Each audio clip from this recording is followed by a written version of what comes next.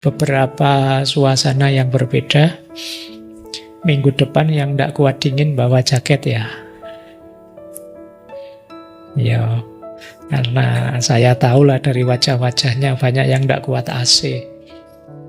Kalau naik bis AC mesti mabuk. Nah, sekarang sudah dikasih AC, jadi yang kemarin sumuk aman, tapi yang tidak kuat AC terancam. Nyari tempat duduk yang strategis ya, sekiranya tidak kedinginan. Yang penting ya nawaitunya tetap belajar ya, sinau. Urusan yang selain belajar nanti dulu saja. Termasuk urusan bikin konten dan lain-lain. Iya, nanti boleh bikin konten, tidak apa-apa. Cuma sekarang ayo belajar dulu. Jadi kadang-kadang panitia itu yang paling tidak dapat manfaat dari acaranya. Panitia kajian itu paling sibuk sampai lupa belajarnya. Nah, kayak kalian sibuk mikir nanti bikin konten yang gimana sampai lupa kalian sendiri tidak belajar. Itu yang dikritik oleh adiknya Imam Ghazali kan, pada beliau yang mengkritik Imam Ghazali dengan sebutan batu asah. Jadi ketika Imam Ghazali sedang asyik berceramah, tiba-tiba adiknya yang sufi datang menunjuk mukanya sambil bilang, "Wahai batu asah, sampai kapan engkau menajamkan yang lain tapi engkau sendiri tidak tajam-tajam?" Jadi batu asah itu basa Jawane ungkal.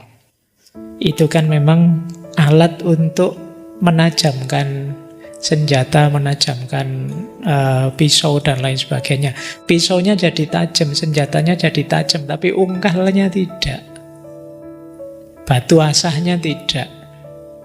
Ini bisa dianalogi, ini bisa nyindir saya juga, atau termasuk kalian juga. Kalian aktif sekali bikin konten, isinya luar biasa, tapi kamunya sendiri tidak berubah jadi luar biasa. Orang lain malah yang dapat banyak manfaat dari situ.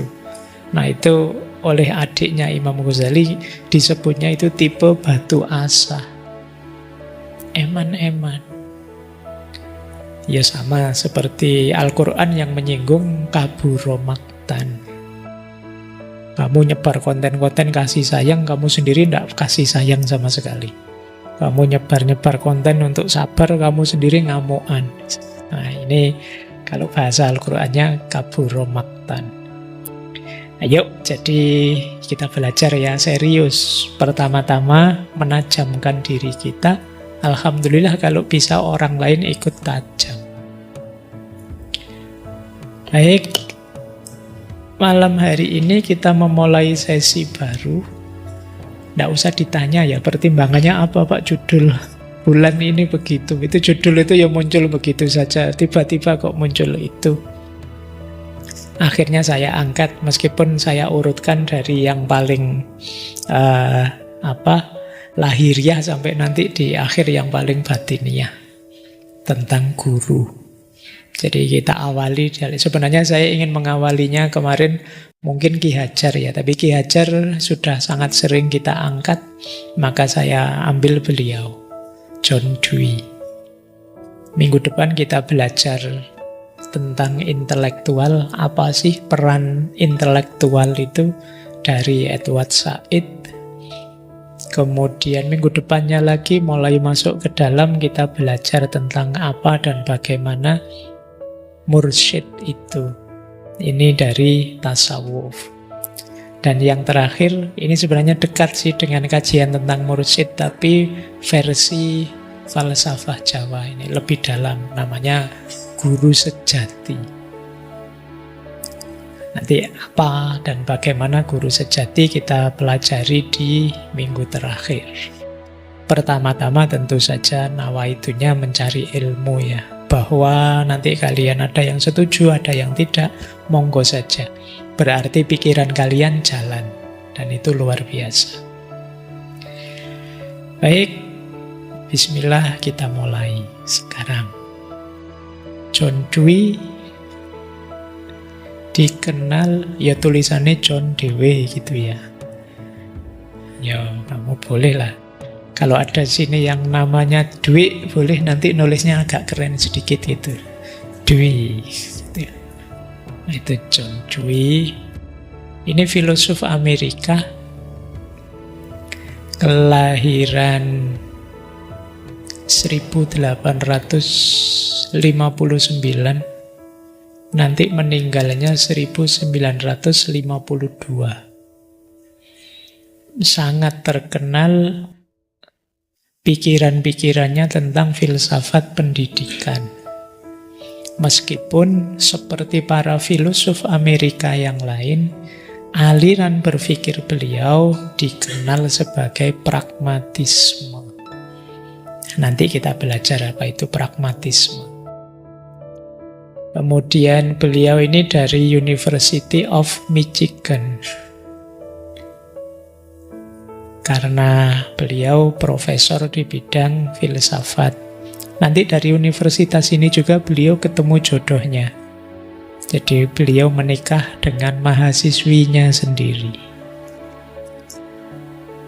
Punya anak-anak yang jadi inspirasi tulisan-tulisan beliau tentang filsafat pendidikan. Jadi ketika beliau nulis banyak teori tentang filsafat pendidikan, itu inspirasi awalnya dari anak-anak beliau sendiri.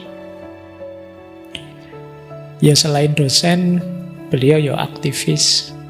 Jadi beliau banyak terlibat dalam gerakan-gerakan sipil di Amerika pada zaman itu. Baik, awalnya beliau ini sebenarnya ingin jadi pendeta, tapi terus terpengaruh oleh pikiran-pikirannya Hegel. Kemudian ganti ingin jadi filosof. Mungkin ada di antara kalian yang begitu awalnya ingin jadi sufi, ingin jadi kiai, begitu ngaji filsafat melenceng sekarang. Ceritanya ganti. Tapi ya enggak apa-apa, itu istimewanya manusia ya, karena manusia itu bukan barang jadi yang langsung terbentuk, dia mengalami banyak proses. Kalian malam hari ini ngaji juga pasti bagian dari proses itu. Tidak tahu nanti finalnya kalian seperti apa, tapi insya Allah kalau dalam proses itu prosedurnya adalah kebaikan demi kebaikan, insya Allah buahnya juga kebaikan. Baik, kita mulai sekarang. Saya awali dari aliran yang sering disematkan ke John Dewey, yaitu pragmatisme. Ini kalian mesti sering dengar. Mungkin sedikit-sedikit juga tahu. Beberapa tokohnya pernah kita bahas. Dulu pernah kita membahas William James, kita pernah membahas Charles Peirce. Jadi pragmatisme ini aliran filsafat yang menyatakan bahwa benar salahnya satu gagasan itu tergantung manfaat praktisnya atau hasil konkretnya. Jadi benar salah itu tergantung manfaat praktisnya. Jadi tidak sekedar logikanya, tidak sekedar konsistensi berpikirnya, tidak sekedar itu. Mungkin kalau pakai kalimat lain, tidak ada gunanya pikiran rumit-rumit, tinggi-tinggi, dalam, luar biasa, tapi tidak konkret, tidak ada manfaat praktisnya. Itu namanya pragmatisme. Maka versinya pragmatisme, kebenaran itu harus diuji dalam aspek tindakan atau hasilnya dalam kehidupan nyata. Jadi kalau ada pernyataan apapun, kalimat apapun, kebijaksanaan apapun, pertanyaannya orang-orang pragmatis itu hasilnya apa sih? Gunanya apa sih? Ini pertanyaan-pernyataan gaya pragmatis. Efektif tidak sih? Nah, ini pertanyaan-pertanyaannya orang pragmatis. Kalian boleh berteori ndaki-ndaki, berkonsep tinggi-tinggi, tapi coba kamu tanyakan, itu ada gunanya enggak? Ada manfaat praktisnya enggak? Saya tiba-tiba teringat Bapak saya itu punya kalimat favorit Jawa Timur biasa ya. Ada kalimat favorit, terus kalimatnya begini, terus lapo. Terus lapo itu terus ngapain? Jadi kalau tiba-tiba saya cerita, Pak, tadi pagi saya cerdas cermat menang loh, juara 1. Responnya bapak saya, ya terus lapo. Buat apa menang itu? Saya harus tahu, ini pertanyaan ini menusuk, tapi untuk menegaskan, loh, kamu ikut cerdas cermat terus menang, itu terus manfaatnya apa? Harus tahu itunya. Kalau tidak tahu itunya berarti kalau bagi orang pragmatis tidak ada gunanya. Wah, saya kemarin dipuji oleh Pak Guru loh, ulangan dapat 100. Ya terus apa? Terus ngapain? Makanya saya kuliah filsafat pun, saya kuliah filsafat. Ya bapak saya ya santai saja, tidak protes filsafat itu apa, tidak. Terus gunanya apa? Filsafat itu. Terus lapo kalau sudah kuliah filsafat? Saya pulang lulus S1 sarjana. Saya sarjana itu tidak kayak kalian heboh. Karena saya berangkat ke kampus wisuda itu naik mikrolet Koputri zaman dulu. Toganya tak masukin tas, desekan sama ibu-ibu di pasar itu. Tidak ada satupun keluarga yang datang karena saya tidak ngabari. Sampai di ruangan wisuda, kok antriannya panjang, jadi sebelum toga dipindah saya pulang. Ya. Loh yo, saya ngantri mulai jam 8 sampai jam 12. Tidak dipanggil-panggil karena fakultasnya saya usuluddin. Usuluddin itu abjadnya paling akhir U. Loh, kalau yang wisuda 1000 orang jadi ngantri sampai jam setengah 1 nggak dipanggil-panggil, ya ngapain capek-capek, terus pulang lah saya. Tidak ada foto. Jadi kalian narik foto saya wisuda S1 tidak akan nemu. Itu ya, itu pulang-pulang sama bapak, Pak sudah wisuda nih sarjana. Itu responnya sama. Terus lapo? Terus ngapain kalau sudah wisuda?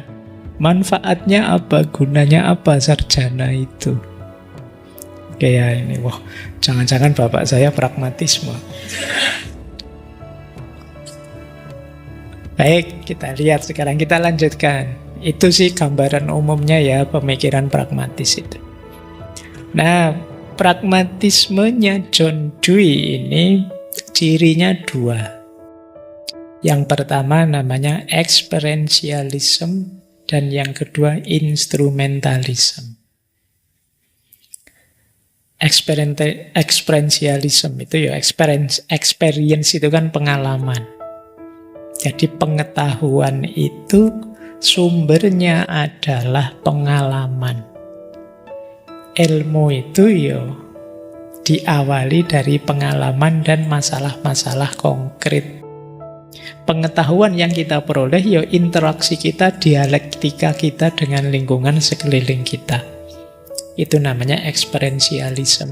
Makanya kalau ada ilmu atau pengetahuan kok tidak nyambung sama sekali dengan kenyataan hidup kita, itu bagi orang-orang pragmatik tidak ada gunanya. Dan secara pragmatik pengetahuan itu bisa disebut tidak benar.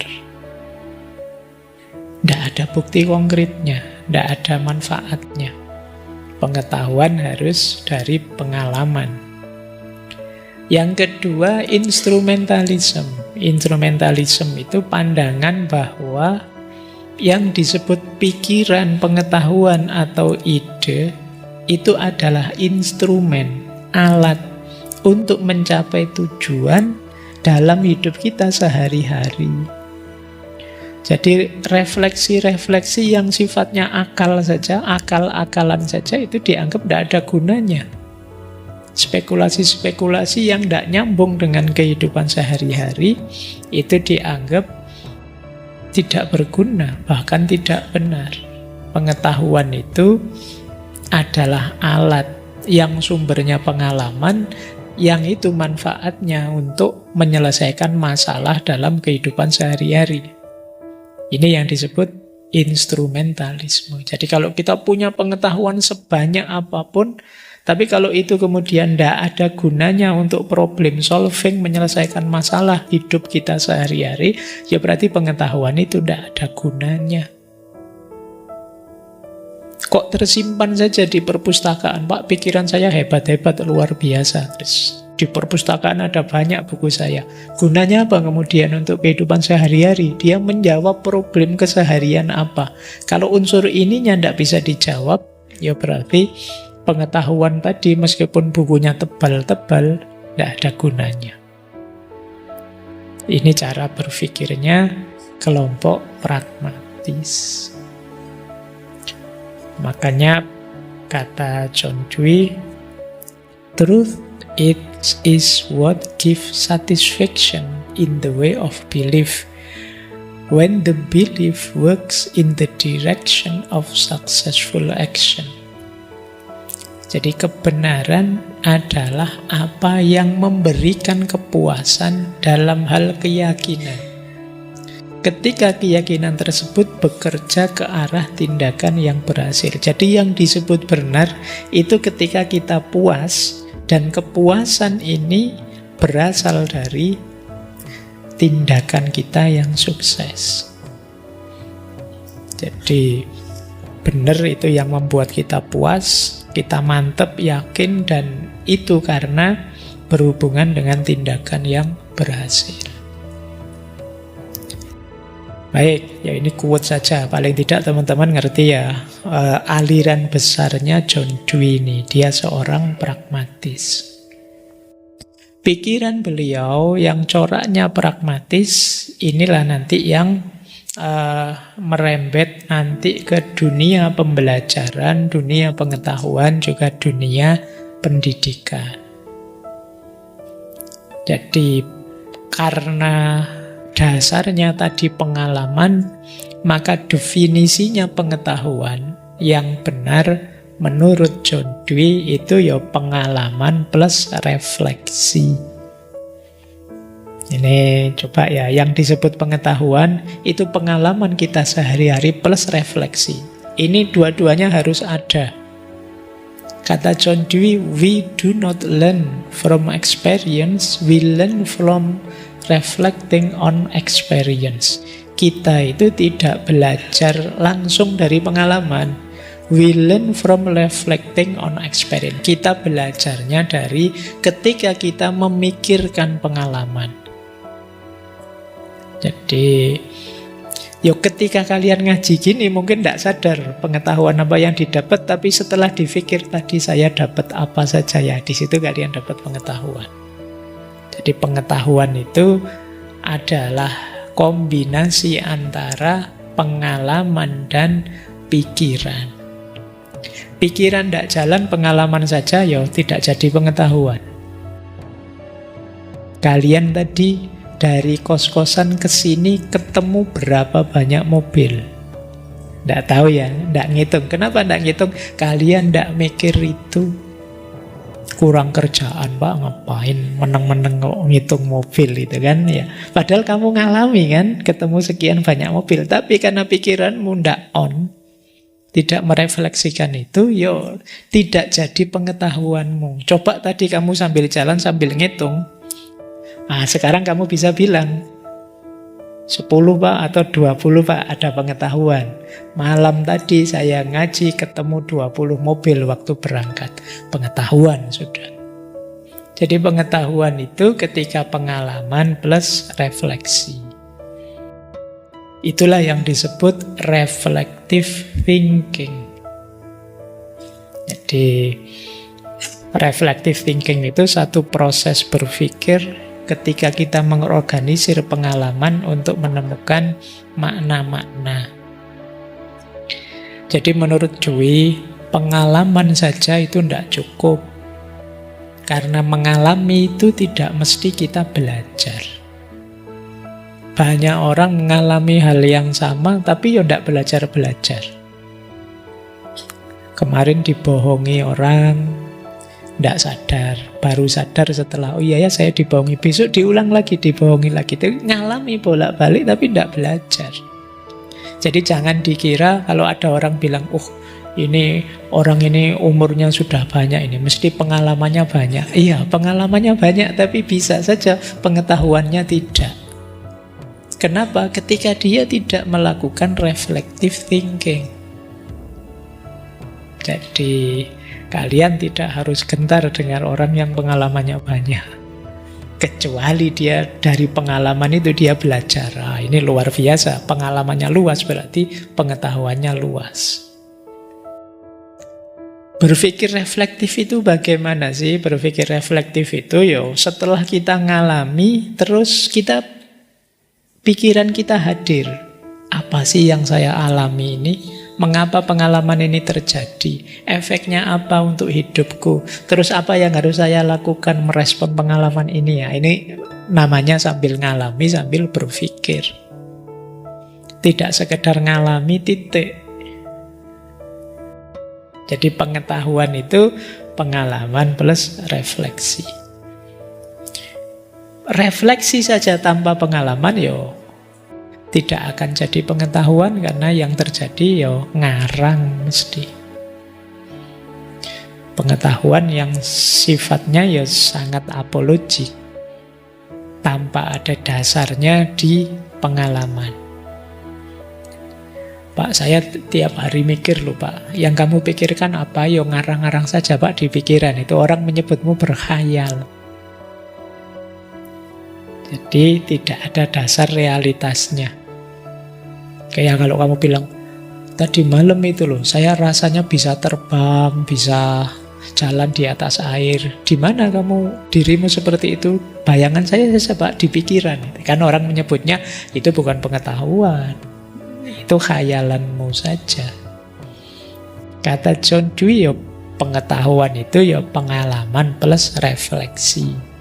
We do not learn from experience. Kita tidak belajar dari pengalaman saja, tapi kita belajarnya dari memikirkan pengalaman. We learn from reflecting on experience. Tentu saja pikiran seperti ini dasarnya tadi pragmatisme. Bahwa kebenaran itu adalah sesuatu yang ada manfaatnya, konkret, ada hasilnya.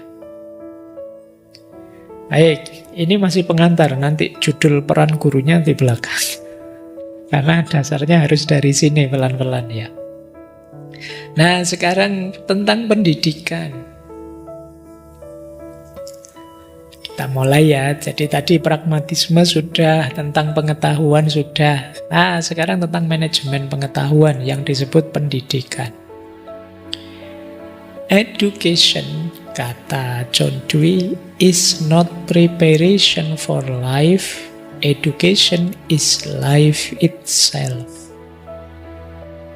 Pendidikan itu bukan persiapan untuk hidup. Tapi pendidikan itu hidup itu sendiri. Jadi kata John Dewey, kita kan sering anggap, Pak, saya belajar sekarang, menempuh pendidikan sekarang untuk masa depan. Jadi kata John Dewey, enggak. Education itu bukan sekedar preparation for life, tapi education itu life itself. Pendidikan itu bagian dari hidup kita ini loh.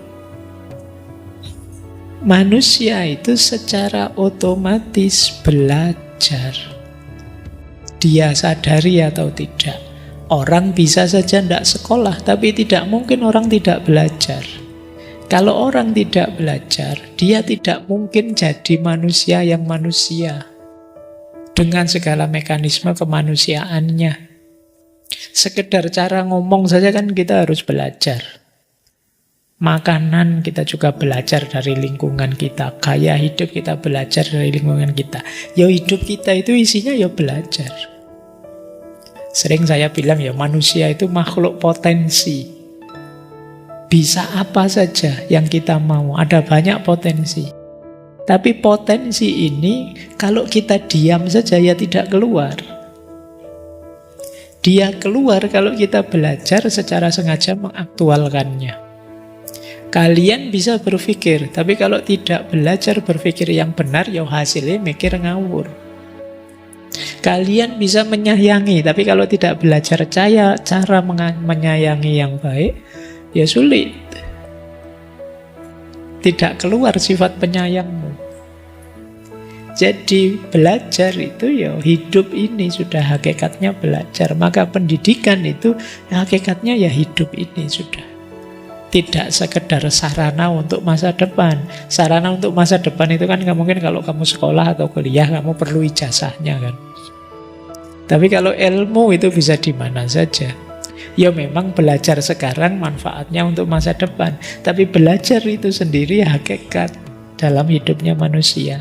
Tanpa belajar, manusia tidak akan jadi manusia. Jadi kita tidak bisa diam saja tiba-tiba bisa ngomong. Tidak bisa diam saja tiba-tiba bisa berinteraksi dengan orang lain. Tidak bisa diam saja tiba-tiba jadi orang baik. Karena dorongan dalam diri kita itu ya ada baik, ada buruk, ada macam-macam potensi. Kalau bahasa Al-Quran kan fa'alhamaha fujuroha wa taqwaha. Kita itu mau fujur bisa, mau takwa bisa.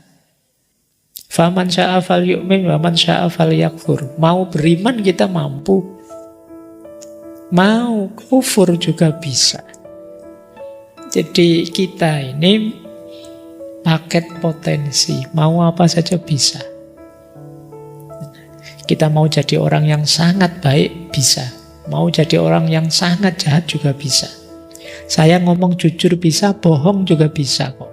Katanya siapa tidak bisa. Berarti nanti urusannya dari potensi-potensi ini mana yang kita aktualkan. Cara mengaktualkan itulah kita perlu belajar. Jadi belajar itu esensial, hakiki. Tidak mungkin orang tidak belajar terus bisa. Manusia punya potensi berbahasa, tapi kalau tidak belajar bahasa, ya tidak bisa ngomong. Makanya anaknya orang Jawa, ya pinter bahasa Jawa. Anaknya orang Inggris, pinter bahasa Inggris. Tarzan, ya pinternya bahasa binatang di hutan. Kok ada Tarzan pinter bahasa Inggris, itu tidak tahu kursusnya di mana. Di film-film kan Tarzan tiba-tiba pinter ngomong Inggris itu. Saya TOEFL-nya ngalah-ngalahi kamu. Oke. Dan itu tidak mungkin. Karena orang bisa berbahasa ya dari diajari oleh lingkungannya, mungkin orang tuanya, masyarakatnya, sekolahnya, dan lain sebagainya. Jadi kalau ada yang tanya hakikat pendidikan itu apa? Kalau jawabannya don't be, pendidikan itu adalah hidup ini sudah. Baik, kita lanjutkan. Nah, kita mulai ya, masuk ke teori-teori sebelum ke perannya guru. Ambil nafas sebentar. Kalau yang minumnya ada, boleh minum dulu. Ini tulisannya kecil-kecil.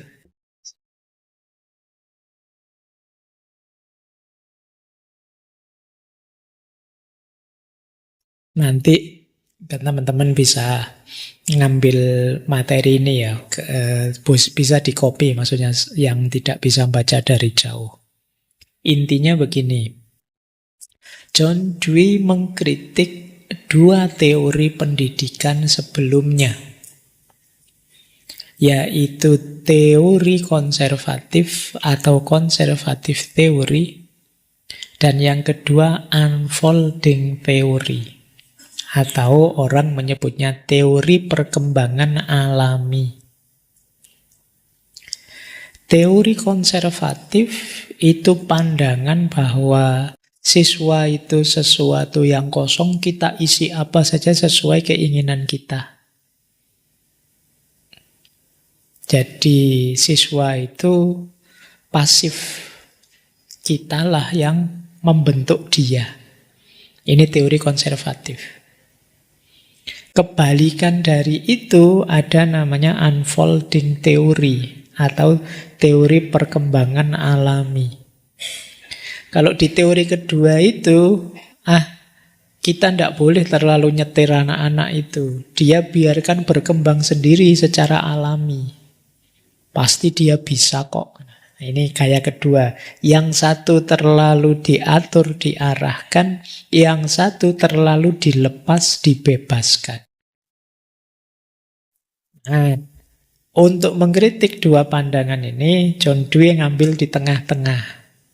Nanti konsepnya dikenal sebagai pendidikan yang progresif. Jadi, progressive education. Iya, individu itu aktif belajar.